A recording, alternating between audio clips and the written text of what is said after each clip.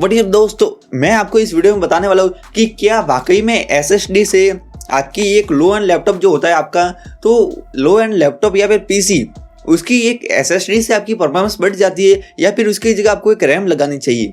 इसके बारे में हम बात करने वाले हैं और साथ में ही हम कैसे इस एसएसडी को लगाते हैं इस कैडी में, तो वो भी बात करेंगे। तो आप इस वीडियो को शुरू से लेकर एंड तक देखते रहिए। तो गाइज, ये है कैडी और ये है एसएसडी जो मैंने मंगवाई थी क्रूशियल की BX500 120 GB का एसएसडी है। तो ये इसमें एसएसडी नहीं है, एसएसडी मेरे लैपटॉप में, इसमें HDD हार्ड ड्राइव। तो गाइज वो मैंने इसमें डाली है क्योंकि वो तो मैंने एसएसडी तो पहले ही लगा रखी थी।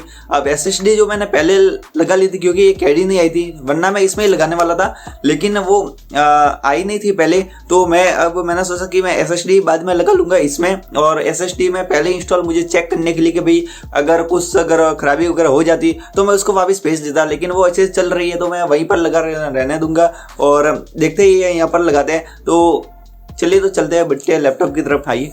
तो गाइस, कैडी को इंस्टॉल करने के लिए आपको क्या करना है कि सबसे पहले आपको अपना डीवीडी स्लॉट है उसको ओपन करना है, उसको बाहर निकालना है। तो उसको जो आपके लैपटॉप के पीछे स्क्रू लगा होगा तो उसको खोल लीजिए और इसके बाद आपके डीवीडी जो स्लॉट है उसको बाहर निकाल लीजिए।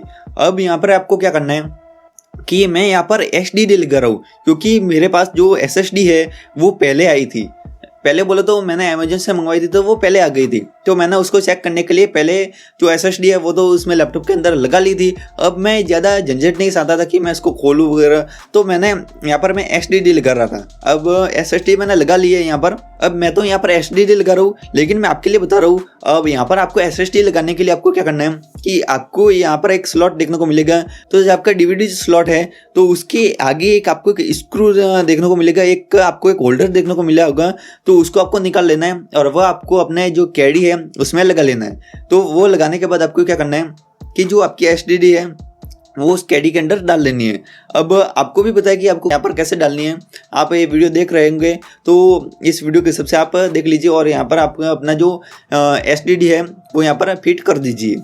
अब जो आपको वो स्क्रू मिले थे तो वो पीछे की ओर लगा लीजिए ताकि आपकी SSD है वो वहाँ से हिले नहीं और वहाँ से एकदम से फिट हो जाए। अब ये करने के बाद आप अपना जो है कैडी है वो इसमें इंस्टॉल कर लीजिए। वो वहाँ जहाँ से आपने DVD निकाला था तो वहीं पर आप फिट कर दीजिए और गाइज आप अपना लैपटॉप ओपन कर सकते हैं।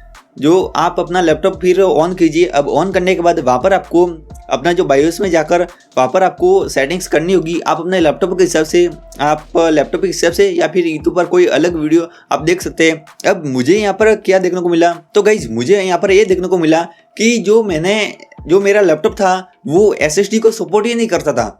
आपका भी लैपटॉप अगर पुराना है, बहुत ही ज़्यादा पुराना है, तो वो भी SSD को सपोर्ट नहीं करता है। हालांकि उसमें SSD लग सकती है, लेकिन एक साथ में आपकी जो HDD है प्लस SSD वो दोनों एक साथ में सपोर्ट नहीं करेगी। क्योंकि आप उसमें से विंडोज ओपन करो, फिर आप उसमें से विंडोज ओपन करो आपके DVD के थ्रू, तो वो सपोर्ट नहीं करती है। लेकिन मेरी एक अच्छी बात रही कि भाई मेरे यहाँ पर न होती हुई भी मैं यहाँ पर ओपन कर सकता हूँ विंडोज। तो ये आप कैसे कर सकते हैं, तो जो मेरा लैपटॉप है उसकी अलग प्रोसेस है। अब वो प्रोसेस क्या है कि अब जहाँ पर मैंने HDD लगाई है ना, तो अब मैंने वहाँ पर SSD फिर से लगा ली है और जहाँ पर HDD थी वहीं पर मैंने HDD लगा ली है और SSD मैंने DVD स्लॉट है उसमें वापस से लगा ली है। अब ये जब मैं वीडियो बना रहा हूँ तब तक मैंने लगा ली है। अब क्या है ना कि अब मुझे यहाँ पर प्रॉब्लम क्या देखने को मिली, तो गाइज उसके बारे में आपको थोड़ा बता दूं। मैंने कस्टमर केयर पर भी कॉल किया कि भाई ऐसा कुछ हो रहा है, डेल वालों के साथ मैंने बात की और अपना लैपटॉप का मॉडल नंबर दिया। तो उन्होंने बोला कि भाई आपका लैपटॉप बहुत ही पुराना हो गया है और वो SSD को सपोर्ट नहीं करता है।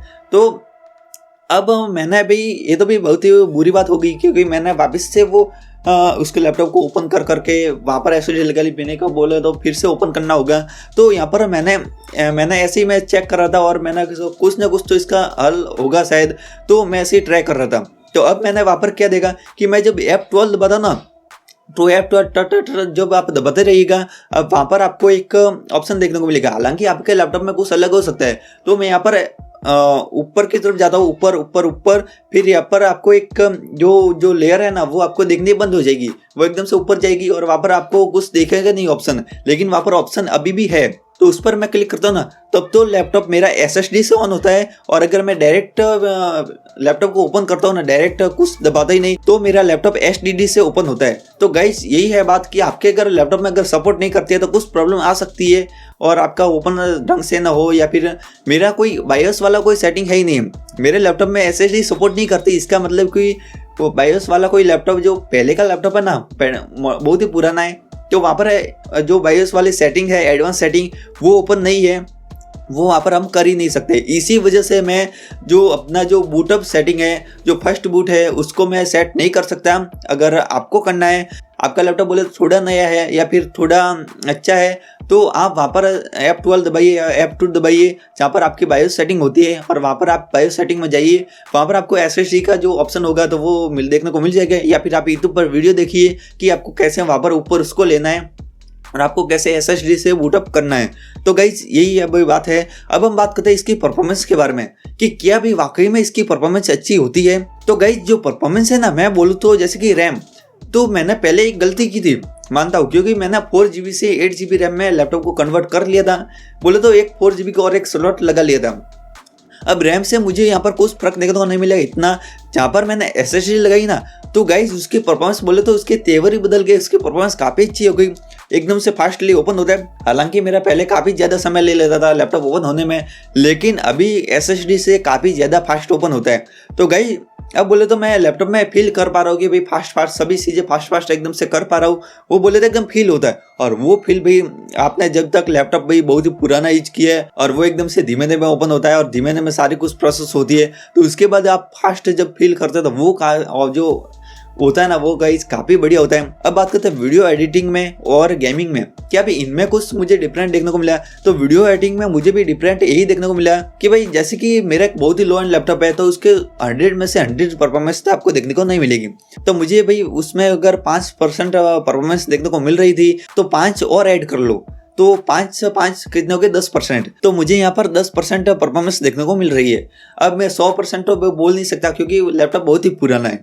तो गाइस 5% जहाँ पर मुझे परफॉर्मेंस देखने को मिल रही थी, तो SSD लगाने के बाद मुझे 5% परफॉर्मेंस और देखने को मिल रही है। अब अंतर बोले तो इतना ही आएगा कि वही अभी लो एंड लैपटॉप अगर होगा तो उसमें कुछ अपग्रेड तो कर नहीं सकते, और अपग्रेड करना है तो SSD, और SSD थोड़ी बहुत ही परफॉर्मेंस आपकी बढ़ पाएगी। अब रैम की बात आती है ना, तो रैम भी वीडियो एडिटिंग में काफ़ी रोल प्ले करता है। तो आपकी वीडियो एडिटिंग में अगर सॉफ्टवेयर है आप यूज करते हैं, तो आप रैम भी लगा लीजिए। हालांकि पहले SSD लगाइए फिर आप रैम लगाइए, मैं तो भी यही बोलूँगा, क्योंकि SSD से काफ़ी आपकी परफॉर्मेंस ज़्यादा फास्ट हो जाएगी। क्योंकि SSD आपकी भाई परफॉर्मेंस है वो थोड़ी मुझे लगता है कि फास्ट हो पाएगी, क्योंकि मैंने 4GB रैम में 8GB अभी रैम है, मैंने 4GB रैम में भी टेस्ट किया है, उसमें भी परफॉर्मेंस सेम देखने को मुझे मिल रही थी। फिल्मोरा यूज़ करता हूँ, आप दूसरे अगर सॉफ्टवेयर को यूज़ करते हैं तो वो भी अलग अलग सॉफ्टवेयर के हिसाब से अलग अलग बातें होती है, तो वो भी गाइस इसमें हो सकता है। अब बात करते हैं गेमिंग के बारे में कि गेमिंग में मुझे कोई फ़र्क देखने को मिला। तो गेमिंग में भाई मुझे कोई फ़र्क देखने को नहीं मिला। गेमिंग जैसे पहले थी वैसी की वैसी है।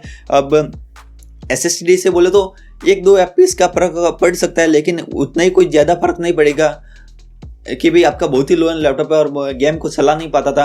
अब SSD लाने के बाद आप सोच रहे हो कि मेरा गेम को वो चला पाएगा, तो वो भी कभी नहीं चला पाएगा। वो आपके सारी जो GPU है उस पर होता है, GPU और CPU। अगर कोई गेम जिसका GPU के अंदर कोई रिक्वायर्ड नहीं है, तो वही वो आपके CPU से चल जाएगी। अगर कोई गेम है जो वो GPU मांगता है, तो वो भी GPU से चलेगी। आप SSD लगा करके आप फायदा उठा सकते हैं या फिर नहीं उठा सकते। तो सारा कुछ मैंने आपको बता दिया। आपको अगर वीडियो अच्छी लगे तो लाइक कीजिए, चैनल को सब्सक्राइब कीजिए अभी के अभी। मैं मिलता आपको अगली वीडियो में, तब तक के लिए गुड बाय।